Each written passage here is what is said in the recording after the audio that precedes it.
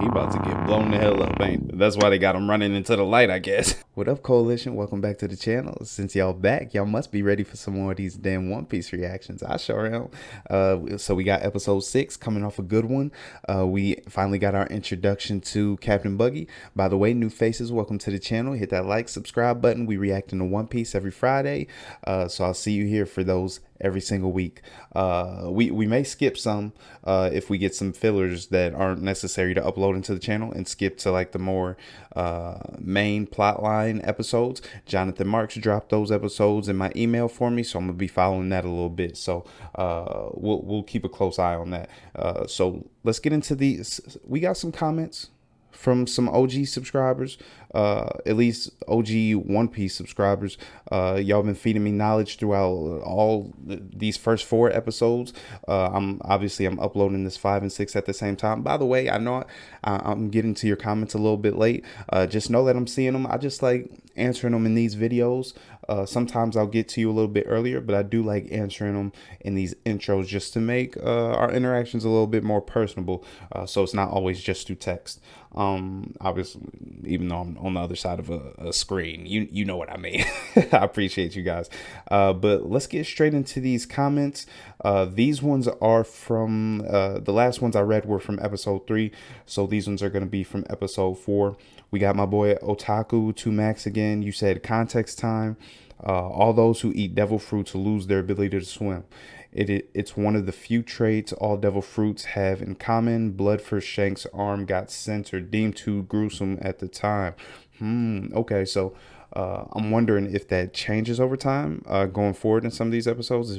If obviously the show's still ongoing, so I'm wondering if they added a little bit of blood just to catch up with the times, make it a little bit more gruesome. Won't change my opinion of the show too much, but it does add a little gravity to the show, which I like. And we did see a little bit of blood in last episode when Zoro got shanked through the back from Chop. So just something I'll keep an eye on going forward. Pedro Trejo. Fun fact, episode 4 is chapter 1. Basically, it got switched around when making the anime. If I'm wrong, someone fact check me. Okay. So those first 3 episodes didn't happen at all in the manga, I take. Maybe that's why Nicole, I think, was the one who mentioned that the first episode was kind of not a letdown, but a little underwhelming for you. Maybe that's the reason why, because it wasn't so much canon to the original manga. So thanks for letting me know that, Pedro. Jonathan Marks, my boy, I checked the email. I told you I responded. I think you responded again, but I didn't get back to you. I read up to when you mentioned the hockey, and then I stopped reading because I hadn't heard it mentioned in the show yet. So if I should go on, I did see all the episodes that are relevant to the plot line and not so much filler. So I've been looking at that. Let me know if I should go back and read the rest after hockey. I just didn't want to get spoiled on anything. I know at some point it'll come into play. Chances are, if it happens way down the road, I'll probably forget anyway until we get to that point. But let me know if I should continue reading that. I think you said you had another comment in here too that I didn't get to yet, going over the same thing in a little bit more detail. So I might skip over it, but just let me know if I should go back and read that. The hat is very important. Pay close attention to who's wearing it and why. Great example of visual storytelling. I love visuals and storytelling. The two are a match made in heaven. So I'm looking forward to seeing that. I assumed that Luffy would be the only one to wear the hat, but your comment makes me think that he won't be. I don't know if he'll pass it on to someone else, or if we'll get another flashback of someone who had the hat even before Shanks. Maybe this is a hat that's been passed. It does look like an older style hat, so maybe it's a hat that's been passed down through like generations from pirate to pirate. And Luffy just happened to be the next one in line, not by blood, but just a coincidence that they ran into each other, I guess. So you also said Luffy's from that town, sort of. Okay, so I guess we'll get more on that too. This is the comment. I think you mentioned the hockey, so I'll skip over that one for now. Uh, who else we got? Vixie, Vinwaria. Filler only refers to things that never happened in the manga. Got it. And so technically 1 through 3 was filler. Um, and those things often end up conflicting with later parts of the story. Like, imagine you have a filler episode where Zoro's older brother shows up and they have an adventure, but then later you find out it's an important plot point, that Zoro is an only child, and now that episode can't be reconciled with the true storyline. Okay. To be clear, this scenario has not happened. It's only a hypothetical used to, I'm glad to know that wasn't a spoiler, used to illustrate the real problems that fillers introduce to the story. If you go into filler understanding this and knowing that it is filler, then you shouldn't be confused later on. Okay, cool. Like I said, I'm probably gonna, I feel like as a first time viewer of the show, in order to, even though it's not canon, and it does kind of mess with the integrity of future plot and storylines, I feel like if the creator put it in there, whether it's canon or not, there was some sort of intention or character development that he wanted me to take from it. So regardless of whether I've uploaded to the channel for you guys, I'm gonna watch every single episode regardless, just to get that full experience. But thank you, Vixie, for the comment. Julian West, most of your questions do get answered eventually by you guys and the show, I'm sure, because I know I've been dropping them on you guys heavy throughout these first few episodes and all my other reactions. I ask crazy questions, just because these shows and storylines get the juices flowing, and I love just asking things as I go on, kind of figure things out as I watch the episode and going through the series. So thank you, Julian. Creole, Shanks doesn't have a devil fruit. He just scared the shit out of that sea beast by death staring at it. He's kind of badass. He ain't kinda, he definitely is. That dude is a beast. I'm looking forward to seeing more of him. That's all the comments. But yeah, I'm thinking, since we got the separation from him at the end of episode 4, and then we also got the separation from Kobe in the episode before that, I think, we're going to take a bit of a hiatus from both of them and see them, whether it's through flashbacks or we actually run into them, or flashback most likely with Shanks, or if we run into them in the future in real time. I'm looking forward to that point. So this episode, we found out about the chop fruit. So I'm thinking we'll get more about that. They fired off that cannon. Zoro's injured a little bit. So let's not waste any more time. Let's get straight into this episode. I hate that Hulu cuts off the damn titles of these episodes. But all I'm seeing is Desperate Situation, Beast Tamer, Mohi. That's all it's showing me. So let's get into it. Flashly. I know I'm watching these back to back, but for sakes, I usually take 3 to 4 days in between since I'm reacting to other shows. Check those out, by the way, if you haven't already. I like that they have this little preview or recap at the beginning of each episode. There go little blood, little fruit juice. And I haven't mentioned it yet, even though I feel like I've talked a lot about these powers and asked a lot of questions. I do like the fact that they're not so run-of-the-mill, just super strength, super speed, whatever you may have it. Captain Buggy's power is kind of cool with the telekinesis and like the body separation. I don't know exactly how it works, but I like it. Damn. Zoro is a damn beast. Stabbed through the damn kidney, hanging off the side of a roof, while still holding the swords. You ain't gonna help him out though. He kind of struggling over here. Damn. Okay, so obviously they didn't deem this too gruesome. They must have got the point real quick. They wanted to please these fans. Damn, Zoro's a dog. And he rocked my favorite color. I think I said it already, but green is my favorite color. Green and orange. So he got the green hair. Nami got the orange hair. What the hell is this? Ooh. Yeah. Okay, okay. Right off the bat, he gives me vibes of like Craven from Spider-Man. I wonder if there's any inspiration there. I don't know the exact release date of this and which came out. I'm pretty sure the Spider-Man comic came first. He's tired of your shit. You just blew up half the damn city. He probably don't mess with you. Choo choo. that bark. Where the hell did Buggy and Moji go? Are they just still on top of the roof? Chilling? Plotting?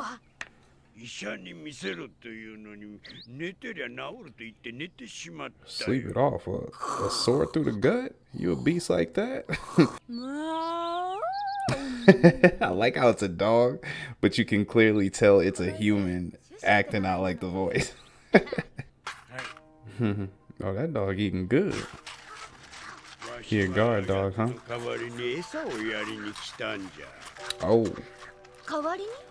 So he's protecting the shop till his owner gets back. It's loyalty. Everybody's got their own treasure, even the damn dog, huh? Damn, what the hell type of beast he got? I thought it might have been like a bear when I first saw that claw, but it could still be a bear, but big ass one.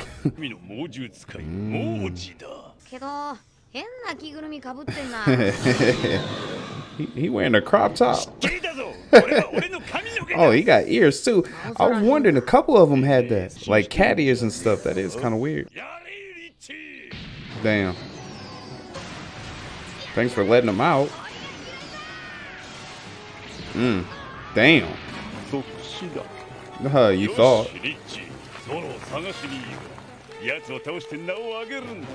Oh, everybody's just trying to make a name for themselves, huh? How much of a name could he make for himself staying under Captain Buggy, though? I wonder if he plans on separating from him at some point. Not even phased. I love it. God damn, I know this is early on in the show. None of these attacks are really having an effect on him, but I'm looking forward to the point where someone actually does hurt him a little bit.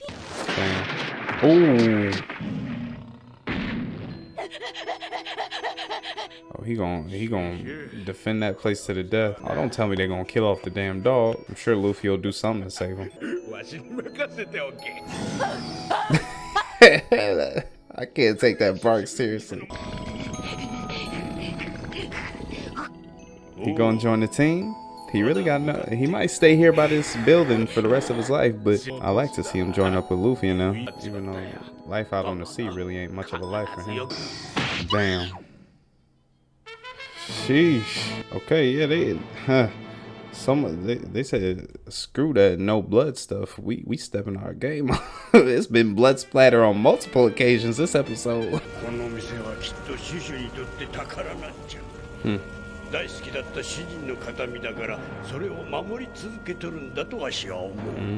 I would love to see, I'm sure they're a lot older now, but the voice actor at the time of this show when it came out for that dog. It sounds like it's just like a little kid they had voicing it. What the hell? You beat the dog's ass and stole its dog food?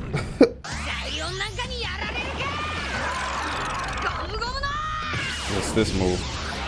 Twister? Hammer. Ooh. Uh-oh. Catch that damn hat. It's funny. I don't want that hat to hit the ground so bad just because he didn't want it to hit in that last episode or episode 4. Hey. More kick. Damn. Ooh. I like that artwork. I like the subtle changes and switches in artworks throughout anime and animations. I love that. Except for Luffy.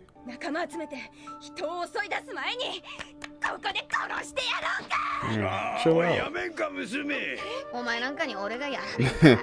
Talk your shit, Luffy. Like I said, he's still building his character. He's definitely empathetic towards everyone.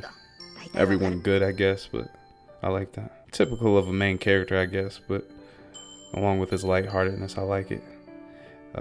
It doesn't seem to be something that he hides between like a tough exterior, but he only really shows it when he has to. I like that. Tell him about the fruit. Ooh, he didn't tell him. Oh, so he gonna be in for a rude awakening when you run up on him. Are there even any people in this town? Haven't seen anybody. They must be all just terrified of Buggy. Maybe they'll come out when Luffy defeats him. Where'd he fire that?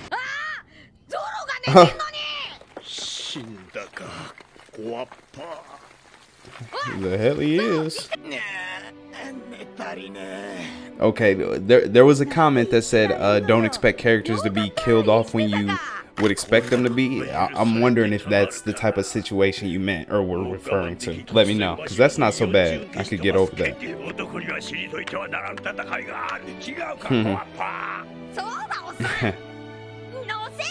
Yeah, urge him on. Let him fight for himself. He about to get blown the hell up, ain't he? That's why they got him running into the light, I guess.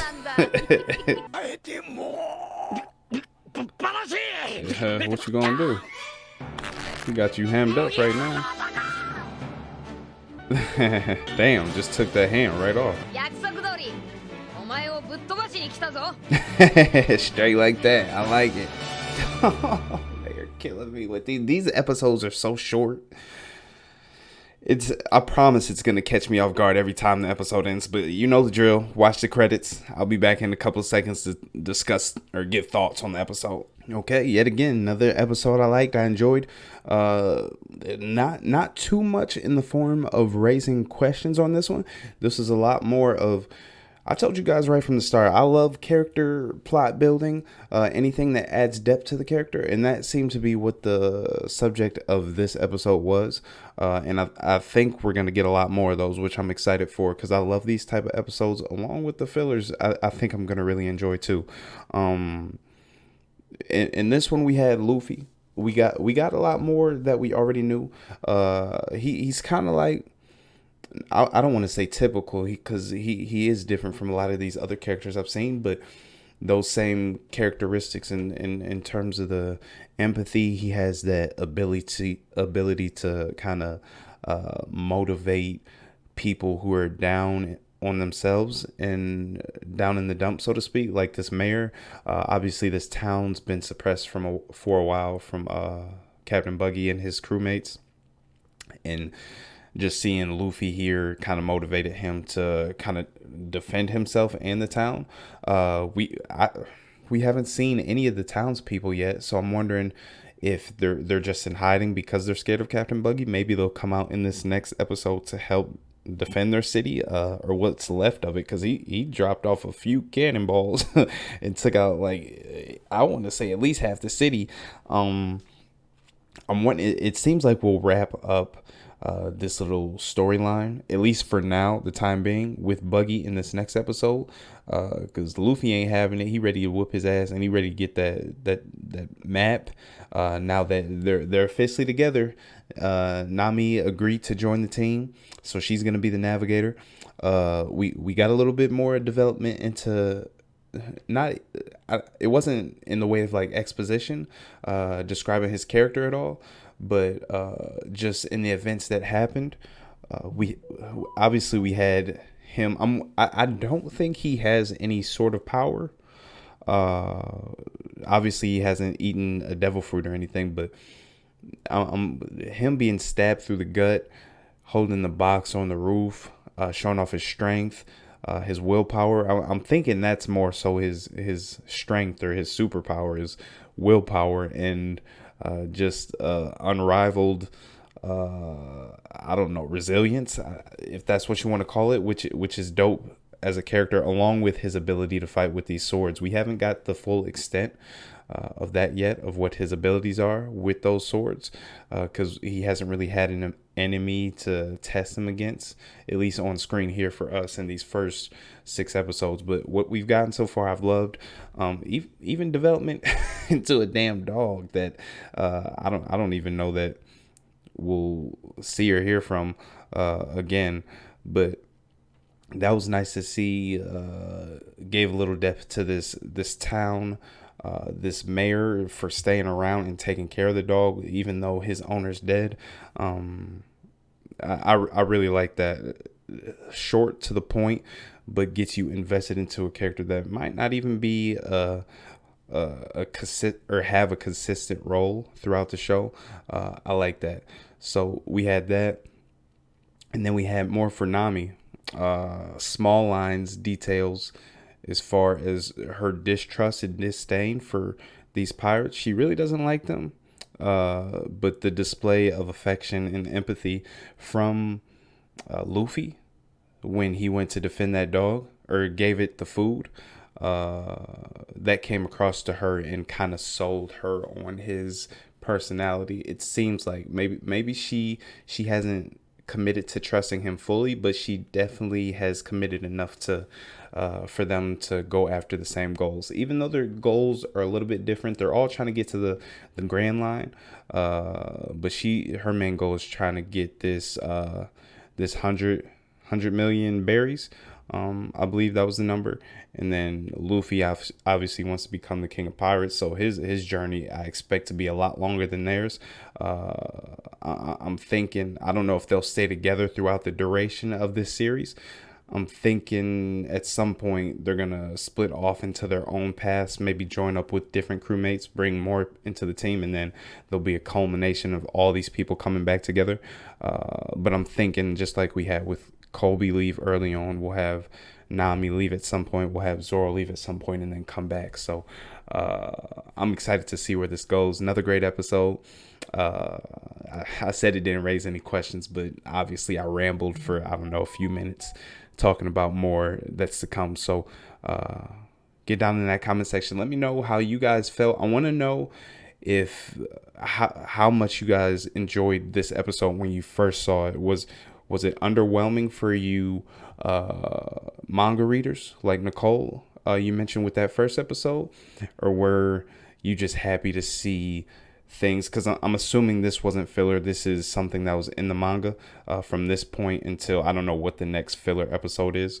But I'm wondering if there was any liberties taken from the manga and how much you enjoyed it compared to the manga. So let me know.